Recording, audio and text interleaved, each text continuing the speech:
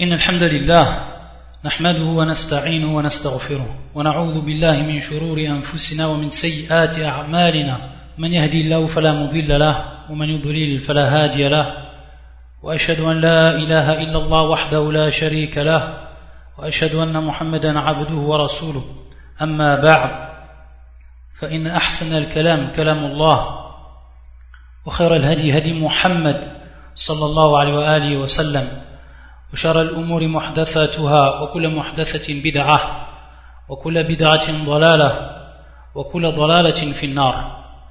Donc on continue bi'idhnillahi ta'ala wa bi'awnillah azza wa jal l'explication, le tafsir de cette sourate al-Waqi'ah, la sourate de l'événement.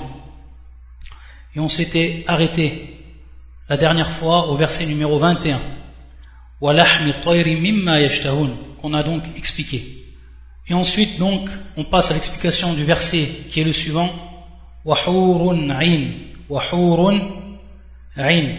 c'est-à-dire donc ici, après qu'Allah Azza wa Jal nous rappelle tous les bienfaits que vont avoir as-sabiqun, c'est-à-dire donc les gens qui ont devancé les autres.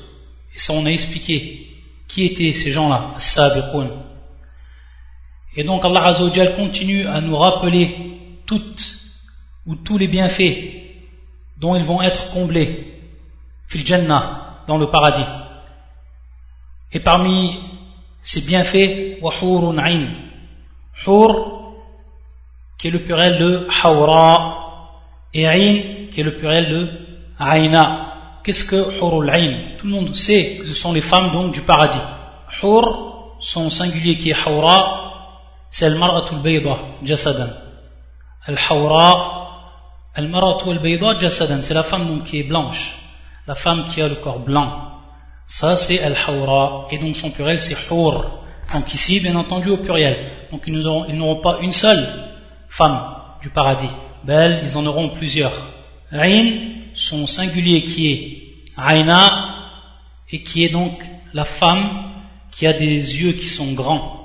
Wasi' al-aynayn ma'a sawad fihima, et dont à l'intérieur il y a le noir, donc des pupilles qui sont noires, marquées, un noir qui est marqué, donc des yeux grands et à l'intérieur une pupille qui est noire.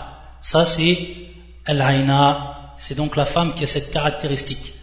Donc elles sont blanches de peau et elles ont cette caractéristique au niveau des yeux, et donc Allah Azza wa Jal les a nommées ainsi hur wa hurun ayn, qui est ici bien entendu au pluriel, wa hurun ayn ka'amthali lu'lu'il maknoun, pareil à des perles en coquille, al-lu'lu'il maknoun, jaza'an bima kanu ya'malun.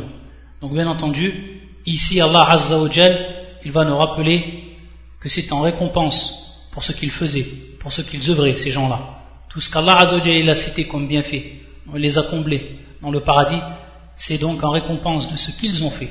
Bima kanu ya'malun, on sait que tout le monde, parmi les êtres, ceux qui rentreront au paradis, et même le prophète sallallahu alayhi wa sallam, ils ne rentreront que par la rahma, que par la miséricorde d'Allah subhanahu wa ta'ala. Mais ici, il faut bien entendu un sabab, c'est-à-dire il faut une cause pour qu'on atteigne donc cette rahma, miséricorde d'Allah subhanahu wa ta'ala. Et cette cause donc ce seront les bonnes œuvres. Sinon l'âme ne rentre pas en compensation uniquement de ses actes. Sinon personne ne rentrait au paradis, même le prophète sallallahu alayhi wa sallam, comme nous l'a informé sallallahu alayhi wa sallam. Mais ici, on va entrer de par la miséricorde d'Allah Azza wa Jal. Et le bas ici donc, bas sababiyya, jaza'an bima kanu ya'malun, yani bi sabab ma kanu ya'malun, à cause donc de ce qu'ils œuvraient. Donc ces œuvres-là sont uniquement des causes. Mais bien entendu, au niveau du shar, au niveau de la législation, on doit les faire pour pouvoir accéder au paradis. Et c'est pour ça qu'Allah Azza wa Jal dit inna rahmatullahi qaribun min al-muhsinin, c'est-à-dire que la miséricorde d'Allah Azza wa Jal est proche de ceux qui sont bienfaiteurs, c'est-à-dire le muhsin, celui qui fait l'ihsan, celui donc qui a un haut degré dans la religion, c'est-à-dire qu'en plus qu'il fait al-wajibat, qu'il fait les obligations, il fait encore ce qui est au-dessus. Wa yuhsin, c'est-à-dire donc qu'il fait bienfaisance autour de lui, envers Allah Azza wa Jal et envers les créatures. Liwajjillah, pour le visage d'Allah subhanahu wa ta'ala. La yasma'una fiha laghwan wala ta'thima. Donc ils n'entendront pas ni futilité ni blasphème. Ça également, ça fait partie de al-thawab, ça fait partie donc de cette rétribution qu'ils vont avoir au paradis. La yasma'una fiha, yani fil jannah, larwan wala ta'thima. Larwan wala ta'thima. Et al-kalam al-laghiya, c'est al-khaliya min al-ma'na. Al-mushtamil ala al-ma'na al-haqir. C'est-à-dire donc, ici ma'na larwan, c'est-à-dire donc des paroles qui n'ont aucune utilité, qui sont futiles, qui n'ont aucun sens. Et qui, bien au contraire, si un sens ils ont, c'est-à-dire donc ces mots, c'est un sens donc qui n'a pas de valeur, qui est dénué de tout sens. Haqir, qui est bas, qui est vil, très bas. Wala ta'thiman. Ma'na ta'thim ici, al-kalam alladhi fi qubh, c'est-à-dire la parole qui va être vulgaire, où il y a à l'intérieur de cette parole vulgarité. Donc ces deux caractéristiques de parole, on ne les retrouvera pas. Les gens, as-sabiqun, ne les retrouveront pas donc dans le paradis. La yasma'una fiha larwan wala ta'thima illa qilan salaman salama, sauf cette parole donc qu'ils vont entendre, qu'on va leur dire salaman salama, c'est-à-dire paix. La paix, salam, qui est donc la paix. C'est cette parole qu'on leur dira aux gens du paradis. Ensuite, Allah subhanahu wa ta'ala, après avoir cité les bienfaits des gens considérés comme as-sabiqun, ceux donc qui seront donc les premiers, les plus élevés en degré, ceux qui ont devancé les autres de par leur acte, de par leur foi, de par leur croyance. Allah Azza wa Jal subhanahu wa ta'ala, il va nous parler des gens de la droite, ashabul yamin. Yaqul subhanahu wa ta'ala, wa ashabul yamin ma ashabul yamin. Et les gens de la droite, que sont les gens de la droite? Fi sidrim makhdoud, ces gens-là, eux aussi, ils rentreront au paradis. Et ils auront également une récompense. Et ils auront également des délices et des bienfaits. Et parmi ces bienfaits, parmi ces délices, ils seront, comme Allah Azza wa Jal nous dit, fi sidrim makhdoud, parmi des jujubiers sans épines. Donc le sidr, cet arbre qui est le jujubier. Makhdoud, qui est pris du terme al-khadb, et qui est le qat', qui est le fait donc de couper. C'est-à-dire que donc qu'il n'y aura point ici, sur ces arbres-là, d'épines. On aura coupé l'épine de ces arbres-là. C'est pour ça donc, makhdoud bima'na maqtu', alladhi la shawka fi, wa kathir al-thimar, c'est-à-dire que donc ils n'auront pas d'épines et qui donneront beaucoup de fruits. Aks alladhi fi dunya, contrairement à celui qui est dans la vie d'ici-bas, qui donne peu de fruits et qui a beaucoup d'épines. Certains l'ont traduit comme étant shajaratul mawz, c'est-à-dire donc l'arbre qui donne comme fruit la banane, les bananiers.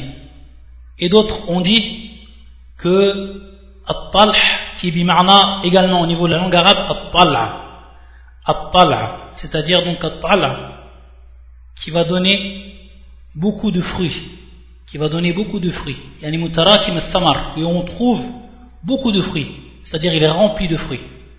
Donc, sous cette explication-là, ce verset va revenir aux caractéristiques de l'arbre qui a précédé, qui est donc as-sidr. Donc ceux qui ont dit que at-talh c'est le bananier, et ceux qui ont dit que at-talh c'est en réalité ici, at-talhim mamboud, c'est en réalité une caractéristique qui est donnée supplémentaire à l'arbre qui est cité précédemment, le verset précédent, qui est as-sidr. Fi sidrin makhdoud wa talhim mamboud wa dhillim mamdoud, et une ombre qui va être étendue. Et on sait que fil jannah, il n'y aura pas le soleil, laysa fiha shams wala har, il n'y a ni de soleil et il n'y a ni de chaleur. Et donc ma'na mamdoud la yanqati', c'est-à-dire donc que jamais elle ne va s'arrêter, cette ombre-là. Toujours on trouvera donc de l'ombre. Et le prophète sallallahu alayhi wa sallam, pour nous donner un aperçu de cette ombre, il nous dit dans le hadith qui est rapporté par l'imam al-Bukhari, min hadith Abi Huraira, يقول إن في الجنة شجرة يسير الراكب في ظلها 100 سنة لا يقطعها. C'est-à-dire que dans le paradis il y a un arbre. Ar-Rakib, donc celui qui est sur sa monture, il va traverser l'ombre de cet arbre-là durant 100 ans. Et au bout de ces 100 ans, il ne pourra même pas la dépasser, cette ombre. La yaqta'uha. Et ensuite, le prophète sallallahu alayhi wa sallam a cité ce verset. Wa dhillim mamdoud. Et c'est pour ça que dans le verset, lorsqu'on dit que c'est un vil, c'est-à-dire un nombre qui est continu. C'est pour ça que dans le verset Allah subhanahu wa ta'ala yaqul ukuluha da'imun wa dhilluha, c'est-à-dire que ses fruits et sa nourriture seront constantes dans le paradis, c'est-à-dire que jamais ils ne s'arrêteront. Wa dhilluha yani da'imun, c'est-à-dire également son ombre, elle sera continue. Ensuite yaqul subhanahu wa ta'ala wa ma'im maskoub, une eau coulante, et ceci de manière continuelle, de manière abondante. Et on sait que maskoub, ça vient du terme sakaba, c'est-à-dire du verbe sakaba. Sakaba al-ma, lorsque tu dis sakaba al-ma, yani tasubbu al-ma bi kathra, c'est lorsque donc tu verses l'eau en grande quantité. Ça c'est le terme sakaba. Wa ma'im maskoub, donc cette eau qui sera abondante et qui sera coulante de manière continuelle. Et on sait que dans le paradis, il y a des fleuves, tajri fi ghayri ukhdud, qui en réalité vont cheminer sans qu'il n'ait ce qui va les contenir, comme une tranchée ou autre. On sait que dans cette vie d'ici-bas, al-anhar, lorsqu'il découle, il découle donc à travers des tranchées faites dans la terre.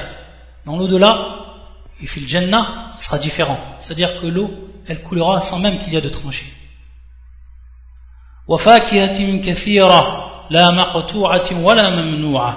Ils auront également des fruits qui seront innombrables, qui seront très nombreux. لَا مَقْطُوعَةٍ وَلَا مَمْنُوعَةٍ, qui seront ni interrompus et qui seront ni défendus.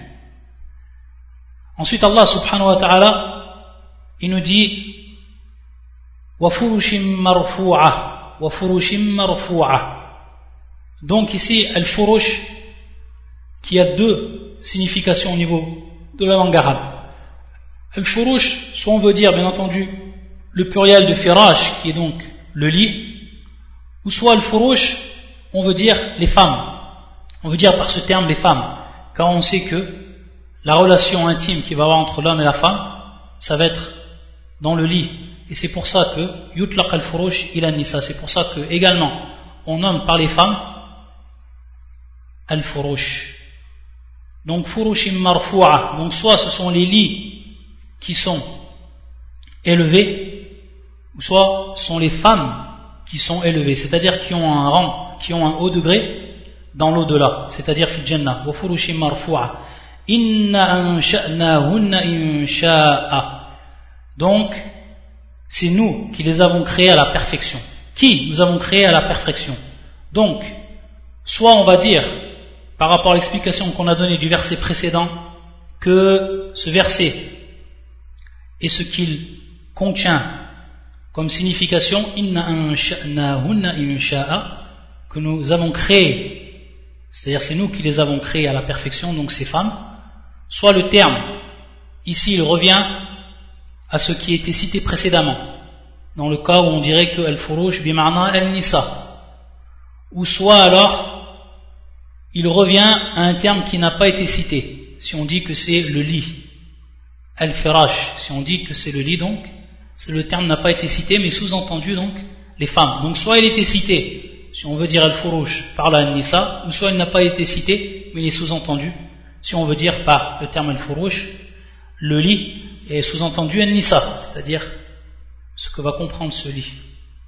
Et marfu'a, donc comme on l'avait dit, marfu'atun ou marfu'atin, par rapport aux sifat de ces femmes, elles sont donc élevées en degrés, qadran wa manzilatan. Et si c'est le lit, alors des lits qui sont élevés en hauteur. فَجَعَلْنَاهُنَّ أَبْكَارًا عُرُبًا أَتْرَابًا لِأَصْحَابِ الْيَمِينِ.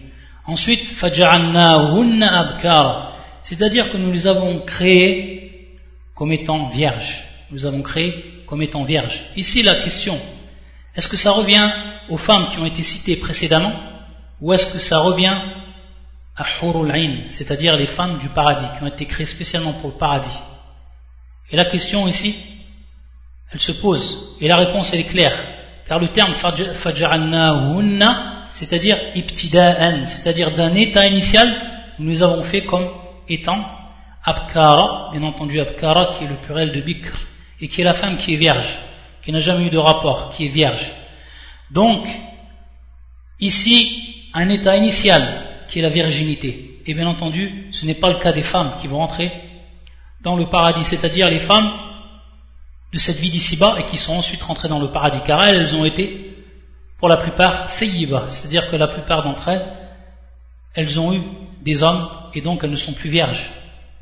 Et donc ici, il n'est pas dit fasayyarnaha, c'est-à-dire qu'on les a rendues vierges, mais on les a créées vierges d'un état initial. Donc automatiquement ça revient à hurul ayn.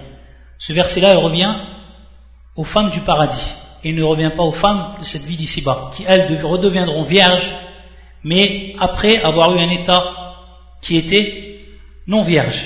Donc ici c'est clair que ce verset-là c'est pour hurul ayn et non pour les femmes. Uruban atraba, uruban atraba. Ma'na urub qui est un pluriel également ici. Donc tous ces termes sont au pluriel. Urub qui est le pluriel de arub, qui est le pluriel de arub et qui est al-mutahabbiba ila zawjiha, al-hasanatu taba'ul. C'est en réalité une femme qui aime son mari, qui sait lui donner donc l'amour. Et également une femme qui a des enfants, qui enfante beaucoup. Et ce terme, donc, uruba, il nous rappelle un hadith du prophète sallallahu alayhi wa sallam,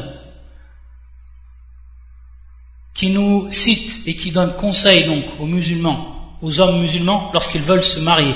Lorsqu'il dit le prophète sallallahu alayhi wa sallam, tazawwaju al-wadud al-walud, tazawwaju al-wadud al-walud, c'est-à-dire mariez-vous avec les femmes qui font preuve d'amour, wal-walud, qui enfantent beaucoup, et les femmes qui enfantent beaucoup, qui ont beaucoup d'enfants. Ça c'est un conseil du prophète sallallahu alayhi wa sallam. Lorsqu'on veut choisir notre femme, notre future épouse, de prendre en compte ses caractéristiques et de regarder s'ils sont bien présents, ces deux caractéristiques au niveau de la femme. El-Wadoud, comment l'homme il va savoir que cette femme-là, elle sait donner de l'amour, elle sait être mutahabbiba ila zawjiha, El-Wadoud. Il regarde par rapport à sa relation qu'elle a autour d'elle, par rapport à ses pères, par rapport à son père, par rapport à sa mère, par rapport à ses frères, et le caractère qu'elle a. Et pour ce qui est d'Al-Waloud, comment elle va savoir que cette femme elle enfante, si elle ne s'est même pas encore mariée? Il regarde par rapport donc à l'aqarib, c'est-à-dire il va regarder par rapport aux proches, par rapport à la mère, par rapport aux sœurs, par rapport aux tantes, etc. Ça également, ça va lui donner une indication. Et donc, s'il trouve cela dans la femme, ce sera une bonne chose, car ici il mettra en pratique ce hadith du prophète sallallahu alayhi wa sallam qui nous dit tazawwaju al-wadud al-walud, et qui est ici ce que l'on va retrouver comme sifat, comme caractéristique chez les femmes de l'au-delà. Uruban at-taraba, at-taraba, qui est également ici un pluriel, qui est le pluriel de tirb. Et tirb qui a pour signification la femme, ou les femmes qui ont le même âge. Donc at-taraba, les femmes qui ont tous le même âge. Ala sinnin wahid. Et donc il n'y a pas parmi ces femmes, de femmes qui sont très jeunes, de femmes qui sont très vieilles, mais qu'elles sont en réalité au milieu, sans être très vieilles et sans être trop jeunes. Et certains savants, ils rapportent que l'âge, ou leur âge à ces femmes qui sont toutes donc du même âge, sans exception, il est de 33 ans. Wallahu a'lam. Li ashabil yamin. Donc tout cela c'est pour les gens de la droite. Thullatun min al-awwalin wa thullatun min al-akhirin. Donc ils seront nombreux, on a vu le terme thulla, ce qu'il voulait dire. Donc ils seront nombreux parmi les premiers, ils seront nombreux également parmi les derniers, contrairement aux sabirun qui eux sont nombreux parmi les premiers et qui sont très peu parmi les derniers.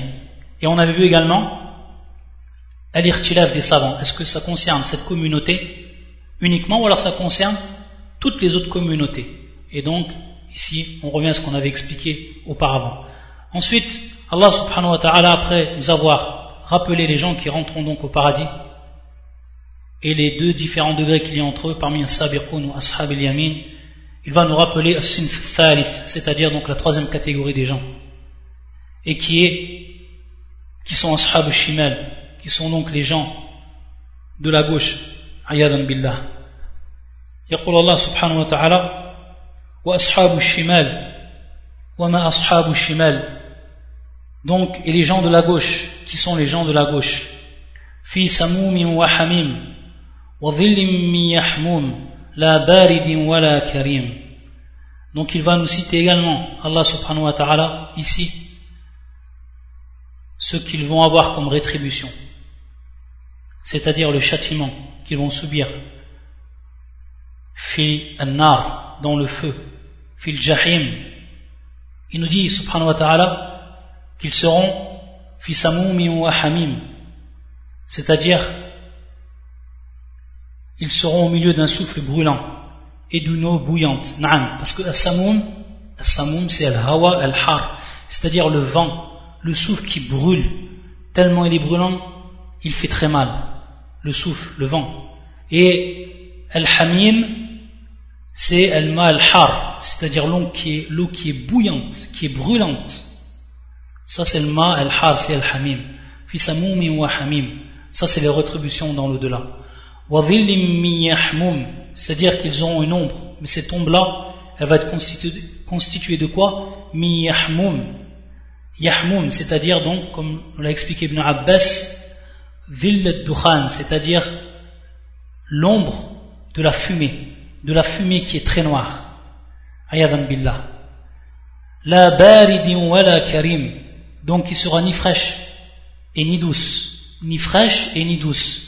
Et il faut savoir ici qu'il y a un procédé qui est employé par Allah subhanahu wa ta'ala et que l'on retrouve bien entendu chez les Arabes, dans la langue arabe. Lorsque les Arabes, ils parlent d'une chose, c'est-à-dire qu'ils vont donner un caractéristique, ils vont nier ce caractéristique par rapport donc à une chose qu'eux ils vont donc qualifier, ils vont dans beaucoup de cas rajouter ce terme wala karim. Par exemple, ils vont dire darun la wasi'a wala karima, la wasi'a wala karima, c'est-à-dire une maison qui n'est pas grande, qui n'est pas vaste, wala karima, et donc ils rajoutent le terme wala karima. Et également lorsqu'ils disent al-lahmun, c'est-à-dire donc la viande, la ladhiv wala karim, c'est-à-dire qu'elle n'est pas délicieuse, ou alors elle n'est pas la samine, elle n'est pas épaisse, wala karim, il rajoute encore ce terme, wala karim, etc.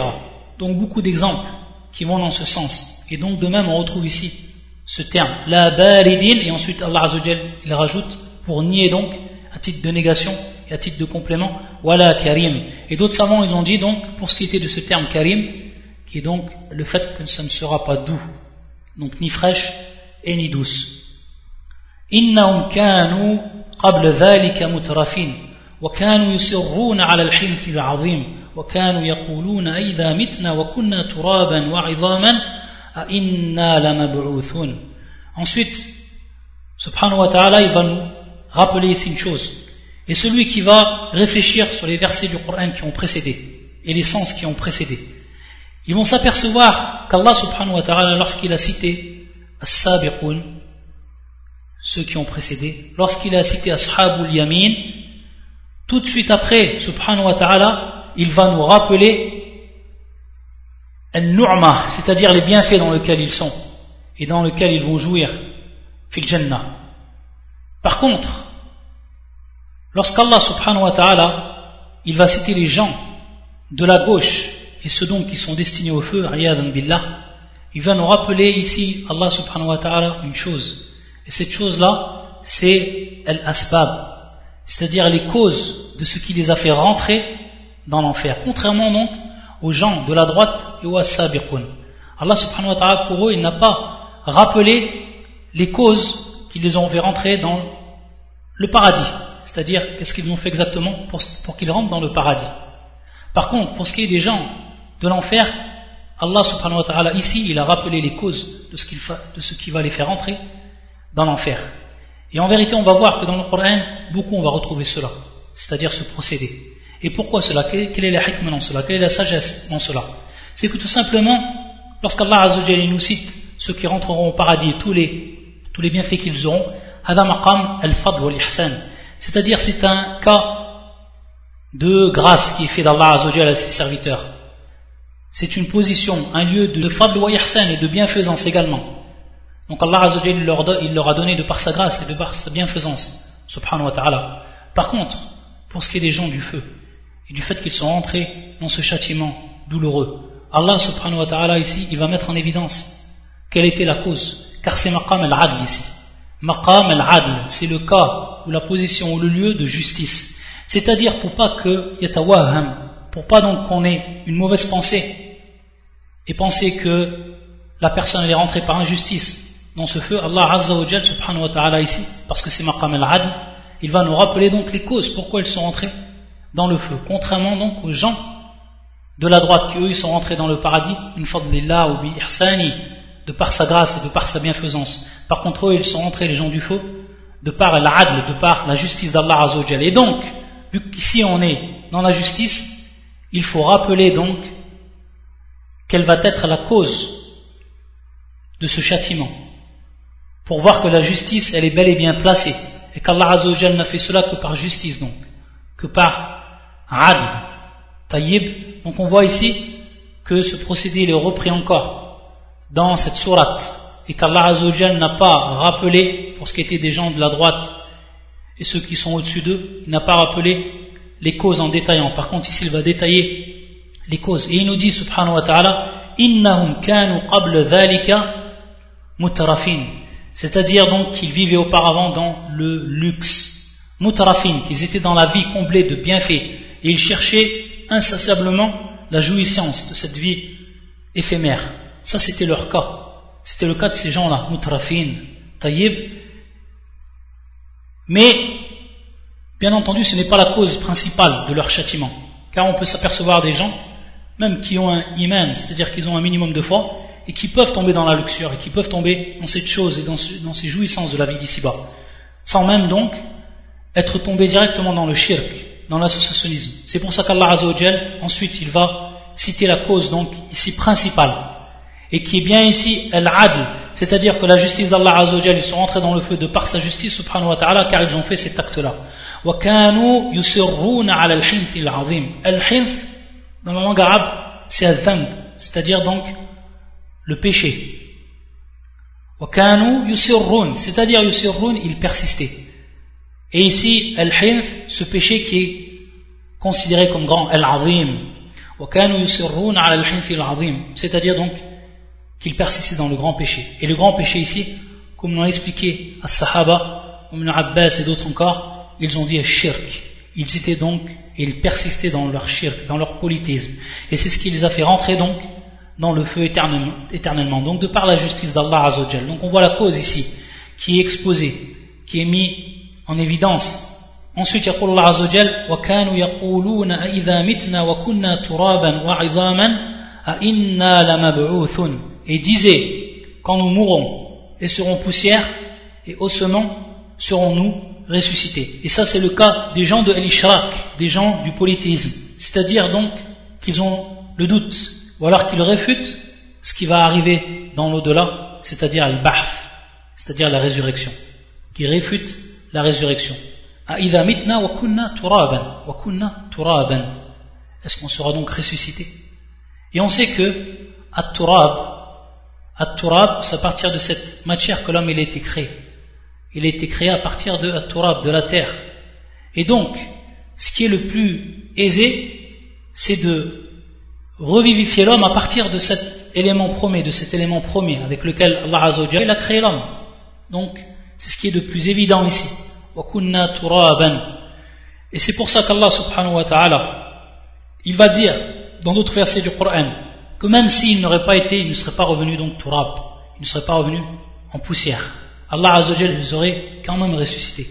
C'est pour ça qu'il dit subhanahu wa ta'ala قُلْ كُونُوا حِجَارَةً أَوْ حَدِيدًا أَوْ خَلْقًا مِمَّا يَكْبُرُ فِي صُدُورِكُمْ, c'est-à-dire soyez hijara, des pierres, ou alors hadidan, ou alors revenez en tant que faire, أَوْ خَلْقًا مِمَّا يَكْبُرُ فِي صُدُورِكُمْ, ou alors toute autre créature dont vous concevez et qui est dans vos cœurs donc énorme, comme par exemple as-sama, jibal, ard, et d'autres salaf comme Ibn Abbas, ils ont dit al-maut, c'est-à-dire la mort, ce qui est le plus grand pour vous, la mort, que vous soyez donc, que vous revenez donc mort après être vivant.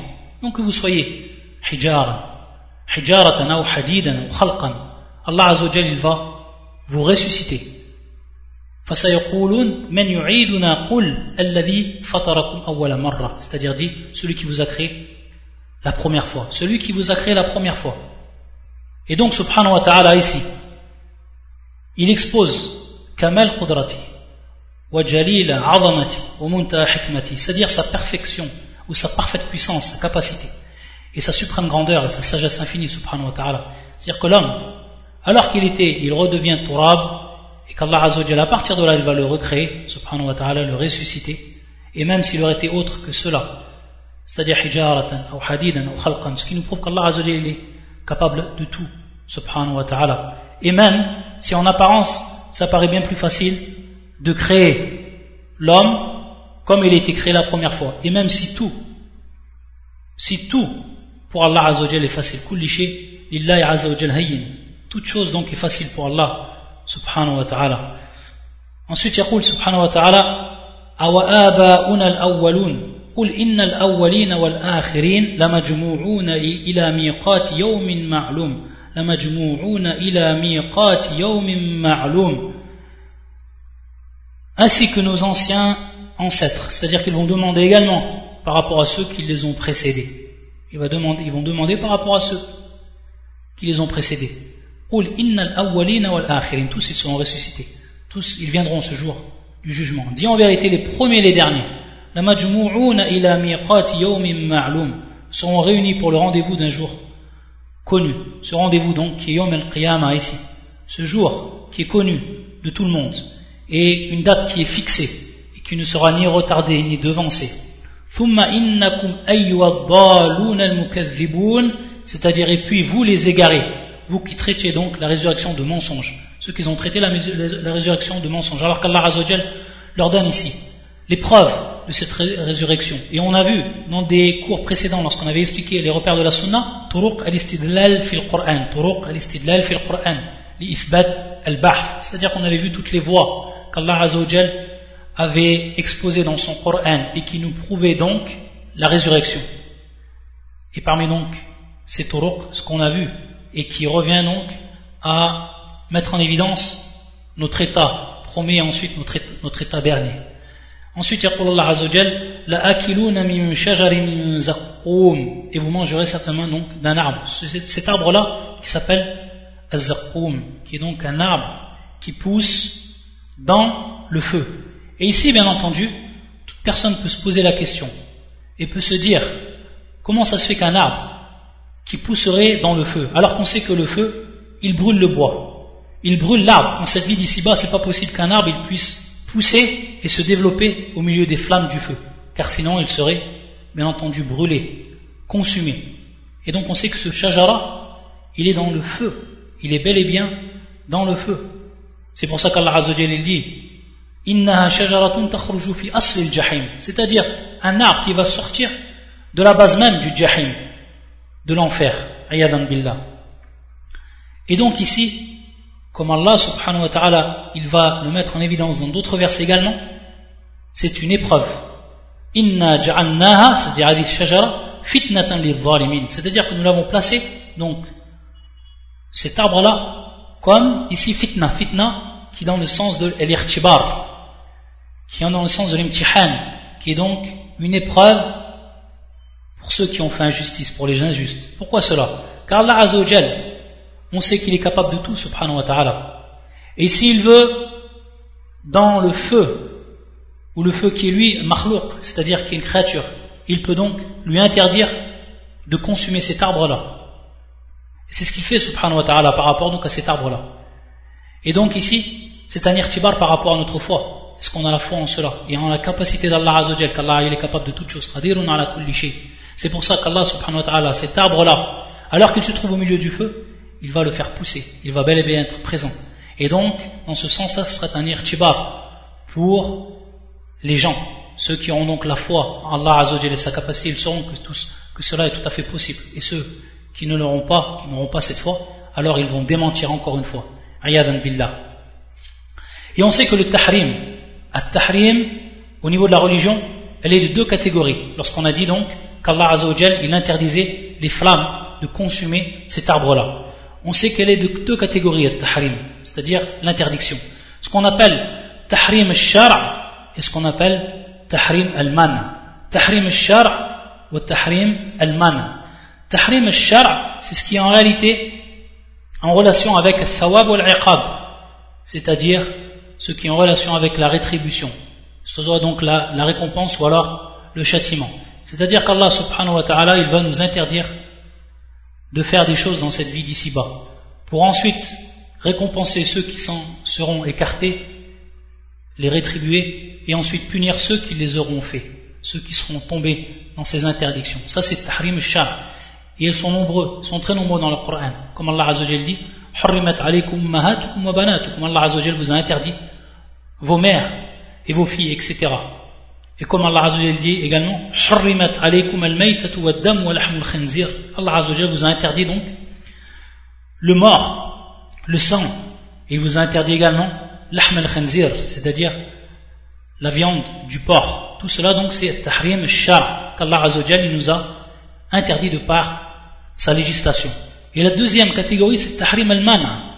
Tahrim al-man', ce qui va être donc interdit et qui revient à amr kawni wa qadari, c'est-à-dire ici une interdiction qui va entrer dans le domaine de l'universel, de ce qu'Allah Azza wa Jalla il a prédestiné. Et donc il n'y a aucune relation ici avec al-thawab ou al-iqab, il n'y a aucune relation donc avec la rétribution.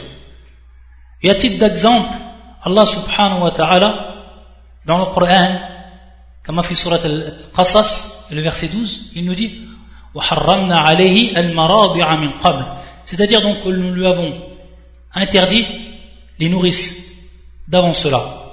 Ce verset-là, il concerne Moïse, alayhi salam. Et on sait que lorsque Pharaon, le plus grand kafir que la terre elle a porté, il a su donc qu'il y avait un envoyé qui allait venir, un messager qui allait donc être envoyé, qui allait sortir des enfants d'Israël. Il a ordonné de tuer tous les enfants, subhanallah, afin donc de tuer Moïse dès qu'il viendra au monde. Et subhanallah, de par sa sagesse subhanahu wa ta'ala, il a fait que Moïse, alors que Pharaon il était en train de tuer tous les enfants, il a fait que Moïse était en train de grandir dans sa propre maison. Lorsque la femme de Pharaon elle a récupéré bien entendu Moïse, et lorsque sa mère à Moïse elle l'avait jeté filiam ou dans le fleuve, et qu'ensuite il a été récupéré. Et donc ici dans ce verset Allah Azza wa Jal il nous informe, et avec takriman li ummi Moussa, comme honneur pour la mère de Moïse, il nous a donc ici rappelé qu'Allah Azza wa Jal il a interdit, et ici interdiction yani tahrim al-man', c'est-à-dire qaddara at-tahrim, c'est-à-dire donc il a prédestiné que personne, ou alors que Moïse, ses deux lèvres ne toucheront jamais un autre sein que celle de sa mère, c'est-à-dire parmi les nourrices qui l'ont pris. C'est-à-dire donc que jamais il ne touchera un autre sein que celui de sa mère. Donc ici, ad tahrim al-mana. Et également, lorsque le prophète sallallahu alayhi wa sallam, il nous a informé par cette parole, inna Allah harrama ala al-ard an ta'kula ajsad al-anbiya, c'est-à-dire qu'Allah Azza wa Jalla il a interdit, donc on voit encore le terme ici, harrama ala al-ard, qu'il a interdit à la terre de manger le corps des prophètes. Donc ici également le tahrim al-man', qu'Allah Azza wa Jalla ici de par sa prédestination, et qu'il en a fait donc un acte universel, donc que la terre ne mangera jamais le corps des prophètes. Et dans ce sens également, mawadi' al-sujud fi an-nar, c'est-à-dire les gens où il apparaîtra d'eux les traces du sujoud, comme sur le front, etc. Alors même s'ils rentrent dans le feu de par les péchés qu'ils ont fait, Allah subhanahu wa ta'ala, comme il a interdit au feu de manger cet arbre-là ou de consommer cet arbre-là, il interdira donc au feu de consommer les mawadi' al-sujud, c'est-à-dire donc les traces de la prosternation que l'on retrouve sur le corps de Bani Adam. Ensuite, yaqul subhanahu wa ta'ala, فَمَالِئُونَ مِنْهَا الْبُطُونَ, c'est-à-dire donc de ce que vous en mangerez certainement d'un arbre de zakkoum, vous en remplirez donc le ventre, donc de cet arbre-là. فَمَالِئُونَ مِنْهَا الْبُطُونَ فَشَارِبُونَ عَلَيْهِ مِنَ الْحَمِيمِ, et ensuite par-dessus cela, après donc que vous allez vous remplir le ventre de cet arbre-là, ayadun billah, vous boirez par-dessus cela de l'eau bouillante, al-hamim. Donc on retrouve le terme ici, al-hamim, qui est l'eau bouillante, l'eau qui est brûlante. فَشَارِبُونَ عَلَيْهِ مِنَ الْحَمِيمِ فَشَارِبُونَ شُرْبَ الْهِيمِ. Qu'est-ce que l'him ici? Ma'na al-him. Certains savants ont dit, pour ce qui était de Al-Him, ils ont dit Al-Ard Al-Ramaliya, c'est-à-dire donc la terre qui est faite ou composée de sable. On sait que cette terre qui est composée de sable, lorsqu'on verse dessus l'eau, il n'y a aucun effet. L'eau, elle est infiltrée par ce sable-là, et on ne trouve aucun effet et aucune trace ensuite de cette eau-là. Donc de même ici. C'est-à-dire donc qu'ils vont boire, mais que cette eau-là, elle n'aura aucun effet par rapport à eux, c'est-à-dire qu'elle ne va pas les désoiffer. Et ça c'est la parole de l'Arfash wa Kays ibn Kaysan parmi les savants. Et la majorité des mufassirin, ils ont dit que Al-Him, ici, c'était par rapport à une maladie qui touchait Al-Ibl, qui touchait donc le chameau. Et lorsque le chameau il était atteint de cette maladie-là, qu'est-ce qu'il faisait? Il lui venait donc une soif énorme, c'est-à-dire qu'il voulait donc se désaltérer à tout prix. Et qu'est-ce qu'il faisait donc? Al-Ibl, il buvait sans cesse de l'eau, sans qu'en réalité ça le désaltère. Et donc, beaucoup d'entre eux, lorsqu'ils sont atteints de cette maladie, qu'ils n'arrêtent pas de boire sans que cela les désaltère, ils en meurent. Donc ça également, ça a été l'une des significations, voilà, un des tafsirs qui était donné par ce terme-là, c'est-à-dire al-him, c'est-à-dire donc ils vont boire, sans que cela ait pour eux un effet, et sans que cela ne les désaltère. Comme cette maladie qui a touché certains des chameaux. Ensuite, يقول الله عز وجل سبحانه وتعالى هذا نزلهم يوم الدين هذا نزلهم يوم الدين, c'est-à-dire donc voilà le repas d'accueil qui leur sera servi au jour de la rétribution. An-nuzul, ce terme-là donc an-nuzul, c'est awwala ma yuqaddam lid-dayf, c'est-à-dire c'est la première chose qu'on va présenter à l'hôte, à celui qu'on a invité, à notre hôte. Lorsqu'il vient donc chez nous, la première chose qu'on va lui donner, c'est ça, la première nourriture qu'on va lui présenter pour qu'il soit à l'aise, etc. C'est ça un nuzul. Donc c'est comme muqaddima, c'est comme en fait un préliminaire par rapport à ce qu'on va donc lui offrir au daif. Donc le terme ici, c'est ce terme qui est employé. Hada nuzulum yawmiddin. C'est-à-dire donc, comme l'ont rappelé beaucoup de savants, si un nuzul, c'est-à-dire la première chose dont ils vont recevoir lorsqu'ils vont aller dans l'enfer, ces gens-là, alors quel va être leur état lorsqu'ils seront installés définitivement dans leur dernière demeure, après qu'ils soient donc installés de manière stable dans leur demeure, qu'est-ce que ça va être? Si un nuzul ici, c'est-à-dire la première chose dont ils vont recevoir lorsqu'ils vont entrer dans l'enfer, c'est de cette intensité. Ayadan billah. Ensuite, subhanahu wa ta'ala, il va nous rappeler parmi ses créations, et il nous dit nahnu khalaqnakum falawla tusaddiqun, c'est-à-dire que c'est nous qui vous avons créé. Pourquoi ne croiriez-vous donc pas, ici bien entendu par rapport à la résurrection, falawla tusaddiqun, par rapport donc à votre création. Regardez votre création, comme on l'a cité auparavant, et ça fait partie également min turuq al-istidlal li-ithbat al-ba'th. Afara'aytum ma tumnun, c'est-à-dire voyez-vous donc ce que vous éjaculez. Donc al-mani, à partir de là est la création de l'homme, al-mani, et qui est donc le sperme. Afara'aytum ma tumnun, c'est-à-dire ce que vous éjaculez, et c'est à partir de là donc la création. Antum takhluquna wa am nahnu al-khaliqun. Donc à la base, ce sperme là qui va donc être la source de la création de l'homme, il nous dit Allah Azza wa Jalla Antum takhluquna wa am nahnu al-khaliqun, c'est-à-dire est-ce vous qui le créez ou en sommes-nous le créateur? Et donc ici la question elle est posée et la réponse elle est plus que claire pour donc nous prouver qu'on retournera tous donc à notre Seigneur et qu'il nous créera encore une nouvelle fois. Nahnu qaddarna baynakum al-maut wa ma nahnu bimasbuqin, c'est-à-dire que nous avons donc prédéterminé la mort parmi vous et nous ne serons point empêchés. Yani nahnu qaddarna baynakum al-maut, c'est-à-dire que nous avons partagé, comme beaucoup de salaf ont expliqué, nous l'avons donc partagé, sawafihi bayna ahli samai wal ard, c'est-à-dire donc elle a été partagée cette mort entre les gens de la terre ou entre les gens du ciel et entre les gens de la terre, c'est-à-dire que tout le monde mourira, que personne ne pourra échapper à cette mort-là. Wa ma nahnu bimasbuqin, bimasbuqin bima'na bi'ajizin, c'est-à-dire que nous ne serons pas incapables de cela, nous serons donc capables, nous ne serons jamais empêchés de faire cela.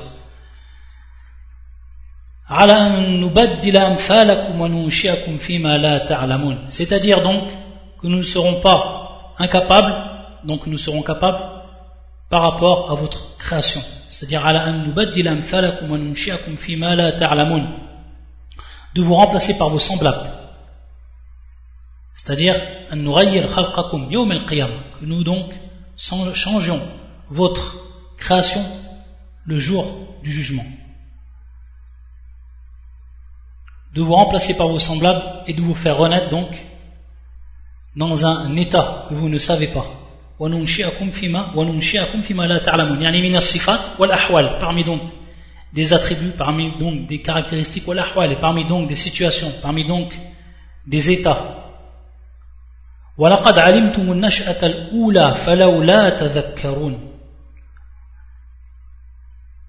Et donc,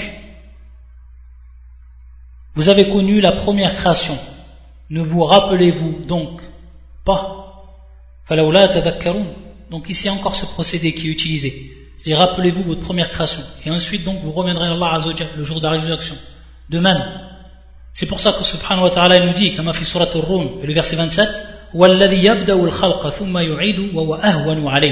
c'est-à-dire comme il vous a créé une première fois. Et comme on l'a vu donc ici, min turab, de la terre, comme il vous a créé une première fois, c'est lui qui a donc commencé la création, et ensuite il vous ressuscitera. Et cela est bien plus facile pour lui. Bien entendu, tout est facile pour Allah Azza wa Jalla. Ici, le terme ahwan, ce n'est pas ici marna ahwan, yani plus facile, mais tout est facile pour Allah Azza wa Jalla. Simplement, c'est utilisé pour prouver que si cela est facile, donc toute autre chose est également facile pour Allah subhanahu wa ta'ala. Il n'y a aucune différence qu'il vous fasse, qu'il vous ressuscite, ou alors qu'il vous ait créé une première fois. Tout est facile pour Allah Azza wa Jalla. Ça sera bien entendu des plus faciles. Afara'aytum ma tahruthun, a'antum tazru'unahu am nahnu zari'un, a'antum tazra'unahu am nahnu zari'un, afara'aytum ma tahruthun. C'est-à-dire donc, voyez-vous donc ce que vous labourez. Est-ce vous qui le cultivez ou en sommes-nous le cultivateur? C'est également ici Allah Azza wa Jalla, il va nous rappeler par rapport à ses bienfaits qu'il nous a donnés, c'est-à-dire donc la cultivation et ce que l'homme il peut puiser de la terre comme fruits, comme légumes, etc. Tout ce qu'Allah Azza wa Jalla leur a donné. Et ici donc une faïda qu'on va donner par rapport à ce verset du Coran, lorsqu'Allah Azza wa Jalla il dit Afara'aytum ma tahruthun a'antum tazra'unahu am nahnu zari'un. Ici le terme al-harf, qui est le fait de labourer, il a été annexé à l'homme ici. Afara'aytum ma tahruthun. Et est-ce que vous labourez? Et ensuite Allah Azza wa Jalla dit A'antum tazra'unahu am nahnu zari'un. Et est-ce que vous le cultivez ou en sommes-nous le cultivateur? C'est-à-dire que la question elle va être ici posée, comme Allah Azza wa Jalla l'a posé précédemment. A'antum takhluquna wa am nahnu khaliqun. Est-ce que vous créez ou alors c'est nous qui créons? Et donc on sait que par rapport à al-khalq, on n'a pas le droit de dire que la personne elle crée. La personne ne crée pas. C'est pour ça qu'ici il dit Allah Azza wa Jalla A'antum takhluquna. Alors on sait que la personne ne crée pas, et donc on n'a pas le droit de dire une personne elle crée. Taïb, am nahnu khaliqun, ou est-ce que c'est nous qui avons créé? De même ici, le même procédé qui est employé dans ce verset du Coran. Antum tazra'unahu am nahnu zari'un. Et est-ce que c'est vous donc qui le cultivez ou alors c'est nous qui en sommes les cultivateurs? Donc ici de même, ce qu'on pourrait en déduire du verset du Coran et ce qui va être appuyé par la sunna, c'est qu'on n'a pas le droit en fait de dire que la personne elle fait zar, c'est-à-dire c'est-à-dire qu'elle cultive. Mais c'est Allah Azza wa Jalla, c'est lui qui cultive en réalité, c'est-à-dire c'est lui qui fait pousser de la terre toute chose, dans ce sens-là. Et c'est pour ça qu'on va voir dans un hadith qui nous a été rapporté par Ibn Kathir dans son tafsir et qui est repris min tariq Ibn Jarir, que Ibn Jarir a rapporté donc dans son tafsir avant lui et qui a été repris par Ibn Kathir et qui est un hadith donc qui est rapporté également par Al-Bazzar, Ibn Hibban, Tabarani fil Awsat, ou Abu Nu'am fil Hilya et d'autres encore, et qui est la parole du prophète sallallahu alayhi wa sallam, min hadith Abi Hurayrata radiyallahu ta'ala an, la yaqulanna ahadukum zara'tu walakin yaqul harathtu, c'est-à-dire donc qu'une personne ne dise pas, ou que personne d'entre vous ne dise zara'tu, c'est-à-dire j'ai cultivé, mais qu'ils disent donc harathtu, j'ai labouré. Et donc ici il y a une différence entre les deux termes. Et ensuite le prophète sallallahu alayhi wa sallam a rappelé le verset du Coran, antum tazra'una wa am nahnu az-zari'un. Donc ici, de par le procédé que l'on retrouve dans le verset du Coran et de par ce hadith qui est rendu authentique par Cheikh Al-Albani rahmatullah alayh fi Sahiha, qui est le hadith numéro 2801 Donc ici, qui nous prouve qu'on n'a pas le droit de dire cela. Mais on sait que dans d'autres hadiths, le prophète sallallahu alayhi wa sallam nous a parlé de zar, comme dans ce hadith qui est dans l'authentique. Yani dans l'authentique de l'imam al-Bukhari, de l'imam Muslim, lorsque le prophète sallallahu alayhi wa sallam il a dit Ma min muslim yarisu gharsana ou yazra'u zar'an fayakulu min at-tayr ou insanun ou bahimatun illa kana lahu bi sadaqa. C'est-à-dire il n'y a personne. Et parmi ce qu'il a cité le prophète sallallahu alayhi wa sallam, il n'y a personne non, qui cultive une cultivation sans que il y ait un oiseau qui mange d'elle, ou alors un homme, ou alors un animal, sans que ça soit compté pour lui comme une sadaqa. Taïb, donc ici il a bien dit le prophète sallallahu alayhi wa sallam, donc parmi des savants comme Al-Hafidh Al-Asqalani comme Fil Fath, ils ont dit qu'il était permis donc nisbat al-zar' ila al-adami, il était permis donc d'annexer le fait de cultiver à l'homme. Et il nous rapporte Al-Hafidh que les autres hadiths qui sont dans le sens du man ne sont pas qawi. Et ici donc ta'aqqaba l'imam al-Albani rahmatullah alayhi, c'est-à-dire donc il va ici critiquer cette parole de l'imam al-Albani en disant que bien au contraire, ce hadith comme on l'a vu il est authentique, il est rapporté par beaucoup d'imams et l'imam al-Albani l'a rendu authentique dans as-Sahiha. Donc automatiquement il nous dit on est obligé donc de rassembler entre ces hadiths. Donc soit de dire que le hadith al-man' muqaddam, c'est-à-dire muqaddam ala hadith al-jawaz, c'est-à-dire qu'on va mettre le hadith qui nous cite l'interdiction, on va le mettre en avant par rapport à celui qui cite ou que l'on comprend de lui al-jawaz, al-ibaha, c'est-à-dire donc la permission. Ou alors on rassemble les deux hadiths et que l'on dit qu'il est détestable d'annexer à l'homme le fait qu'il cultive, de dire donc que l'homme il cultive, et donc prenant en considération les différents hadiths qui sont venus à propos de cela dans la sunna du prophète sallallahu alayhi wa sallam. Taïb, ça donc c'était pour al-faïda par rapport à ce verset du Coran. On naktafi bi hadha al-qadr wa nukmil inshallah ta'ala subhanakallahumma wa bihamdika ashhadu an la ilaha illa anta astaghfiruka wa atubu ilayk.